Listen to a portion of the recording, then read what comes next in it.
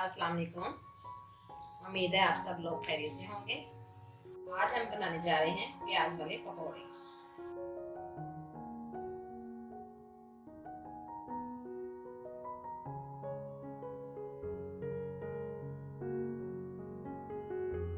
जिसमें हमें चाहिए पानी 1 कप।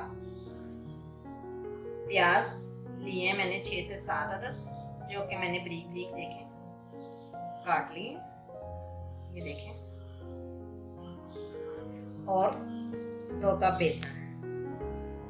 बेसन मैंने यही वाला कप लिया है जो मैं पानी का इस्तेमाल कर रही हूँ। यही कप 2 बेसन के मैंने लिए हैं। मसाला जार में शामिल करने लगे हैं हम ये वाले मसाले। सूखा धनिया 1 चम्मच, बेकिंग पाउडर आधा चम्मच, कूटी हुई लाल मिर्च 1 चम्मच, पीसी हुई लाल मिर्च 1 चम्मच, कलवंजी हमने लिया आधी चम्मच चाय वाली, 1 चम्मच नमक। नमक आप हस्बे ज़रूरत भी इस्तेमाल कर सकते हैं अपनी चीज़ों के लिहाज से। अब मैं ये सारी चीज़ें बेसन में मिक्स करने लगी हूँ।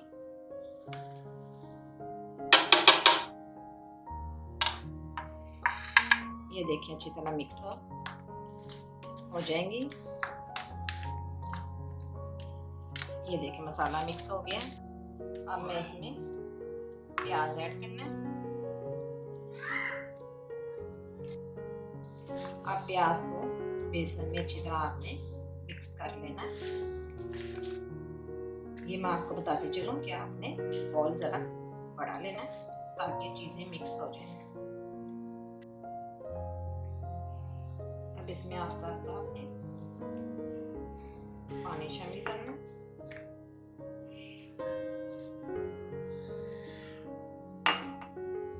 पानी आपने कम ही डालना है इसलिए कि प्याज भी पानी छोड़ेगा।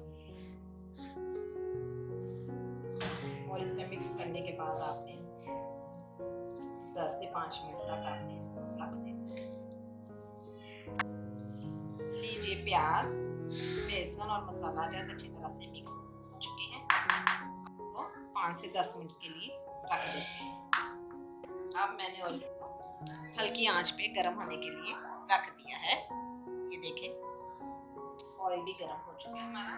तो हम इसमें छोटे छोटे से बॉल बना के पकौड़े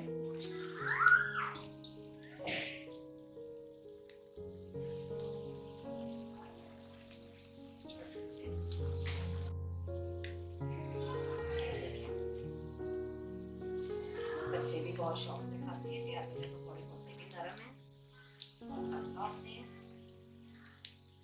ये बच्चों को बहुत पसंद है। आप अपने घर इस रेसिपी को ज़रूर ट्राई कीजिएगा। उम्मीद है आपको पसंद आएगी। पकौड़ों को लाइट ब्राउन कर लें। ये देखें, ये देखें कितनी प्यारी लुक आ गई है पकौड़ों की। लीजिए अब ये लाइट ब्राउन हो गए हैं, थोड़े तकरीबन तैयार हो गए हैं। अब मैं इनको एक ट्रे में निकाल लेती हूँ। ऑयल आपने इस तरह से निकाल लेना है। ये देखिए अब मैं चूल्हा बंद कर देती हूँ। पकौड़े मेरे तैयार है। ये देखिए ऑयल को टिश्यू की मदद से आपने साफ कर लेना है। लीजिए केचप और पुदीने की चटनी के साथ आप खुद भी खाएं और अपने बच्चों को भी खिलाएं। देखिए ये पकौड़े अंदर से भी कितने सॉफ्ट हैं और खस्ता हैं। आपको मेरी वीडियो पसंद आएगी, मेरे चैनल को लाइक ज़रूर कीजिएगा। शुक्रिया।